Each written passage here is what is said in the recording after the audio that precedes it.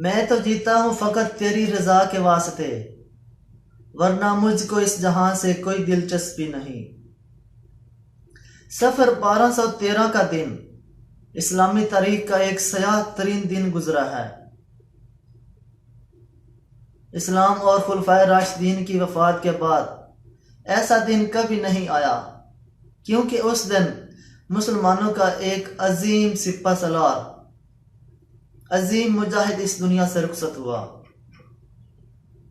वो एक इस्लामी दुनिया का अजीम फातेह कहलाया था, जिसके नाम से सदियों सलेबी लश्कर लरजते रहे थे, जिसने यहूदियों और ईसाइयों से सख्त टक्कर लेकर मकबूजा बैतुल मुकद्दस को उनकी गिरफ्त से आज़ाद कराया। यहूद नसारा उस हुक्मरान का नाम सुनकर अपने घरों में छुप जाया करते थे। उसकी हुकूमत बहुत वसी और इस खित्ते तक फैली हुई थी, जो कि मिस्र, शाम, इस्कलान, बिसान, इला, जालूत, फ्रांस और उंदलस तक के वसी और इस खित्ते तक फैल चुकी थी।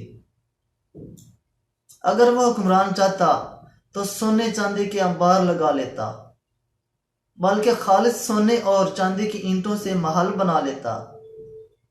लेकिन उसने ऐसा नहीं किया, क्योंकि वो एक फर्ज शनास और खौफ खुदा रखने वाला फरमा रवा था। वो एक दरवेश और नेक हुक्मरान था। वो इबादत गुजार और मुत्की और परहेजगार हुक्मरान था। अपने फराइज जिम्मेदारी से अदा करता था, ताकि कयामत के दिन जवाबदेही से बच जाए। वो बैतुल माल को उम्मत की अमानत समझता था, और थोड़ी बहुत जो उसकी अपनी थी उससे अपने खानदान की और अपनी कफालत करता था। वो ऐसा अजीम हुक्मरान था। 1138 इराक के शहर में वो पैदा हुआ था, जिसका नाम है तकरीत, उस शहर का नाम। वो नस्लन कुर्द था, एक वसी और इस सल्तनत का हुक्मरान। जब उसने हमेशा के लिए इस फानी दुनिया से अपना नाता तोड़ा, तो उसके खजाने से सिर्फ 40 दरहम निकले थे, जिससे उसकी तदफीन का बंदोबस्त बड़ी मुश्किल से हुआ था। और वो भी एक मौलवी ने अपने पास से सारा इंतजाम मुकम्मल किया। वो दूसरे हुक्मरानों की तरह किसी महल या बंगले में नहीं रहता था, बल्कि सिपाहियों के खेमे और घोड़े की पीठ पे ये दो ही ठिकाने थे उस हुक्मरान के। बस वो इतना सादगी इख्तियार करता था। उसने अपनी तमाम हयात, अपनी पूरी जिंदगी में रेशम के लिबास को छुआ तक भी नहीं। उसकी जिंदगी की हकीकी खुशी खुदा की राह में जिहाद था। उसने जिहाद की खातिर अपनी बीवी, बच्चे, मालो दौलत, ऐशो इशरत और हर किस्म की खुशी और दुनियावी दिलचस्पी से मुंह मोड़ रखा था। उसने हुक्मरानी का मनसब संभाला ही इसीलिए था कि खुदा की राह में जिहाद फी सबिलिल्लाह लड़कर इस्लाम और उम्मत मुसलमान की आसाइश और आराम और फरागत व खुशहाली के लिए अपना कलीदी किरदार अदा कर सके। अगर उसको दुनियावी लज्जतें अजीज होती तो वो ये मकसद यरूशलेम और यूरोपीय सुरमाओं से नबर्द आजमा हुए बगैर भी हासिल कर सकता था। लेकिन उसने ऐसा नहीं किया, क्योंकि वो मुसलमानों का हकीकी वाली वारिस और इस्लाम का मतवल्ला और शदाई था। उसने अपनी पूरी जिंदगी इस्लाम, अल्लाह और रसूल के लिए वक्फ कर रखी थी। उसको जिहाद करने का बहुत बड़ा शौक था। वो जंगें लड़ता था, वो जिहाद करता था और गैर मुसलमानों से सख्त टक्कर ले लेता था। उसके अंदर किसी भी किस्म का खौफ नहीं था। वो बड़ी हिम्मत और जोश जज्बे वाला हुक्मरान था। मैं तो जीता हूँ फकत तेरी रजा के वास्ते, वरना मुझको इस जहां से कोई दिलचस्पी नहीं। 1188 उसका चचा शेर को जब उसकी वफात हुई तो फातिमी खलीफा आजिद की तरफ से उस हुक्मरान को 32 साल की उम्र में मिस्र की वजारत मिली। उसने सबसे पहले अपने चचा की तमाम दौलत शाम के मुसलमान लश्कर में तकसीम कर दी। उसने वह दौलत अपने पास नहीं रखी, अपने जाती इस्तेमाल के लिए अपने पास नहीं रखी, बल्कि मुसलमान लश्कर में तकसीम कर दी।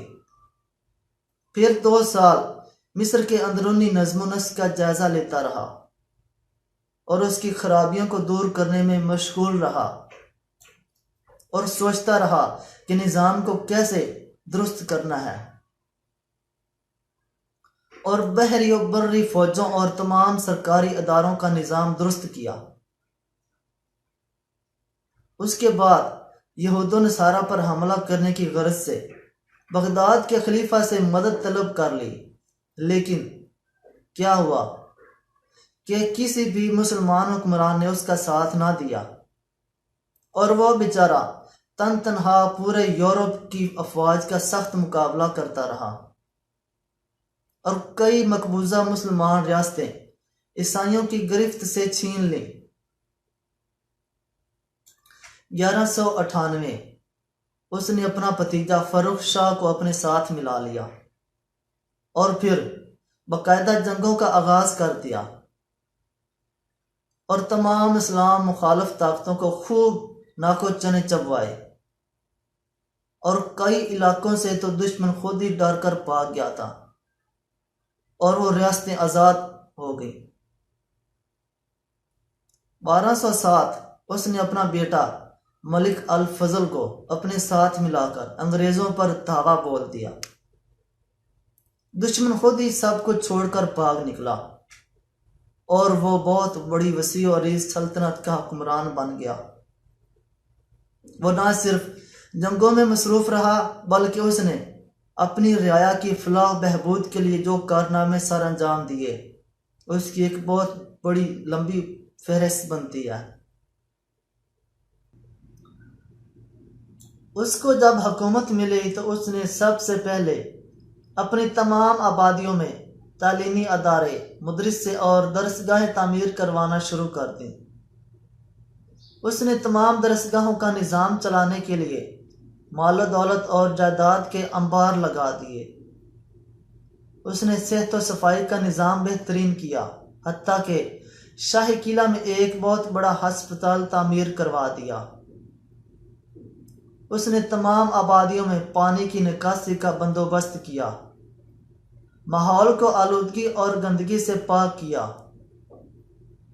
उसने तजारत और सनत को वसी पैमाने पर फ़रोग़ दिया, बेरोज़गारी और अवामी मसाइल का फौरी खात्मा कर डाला, जिससे रियाया खुशहाल हो गई।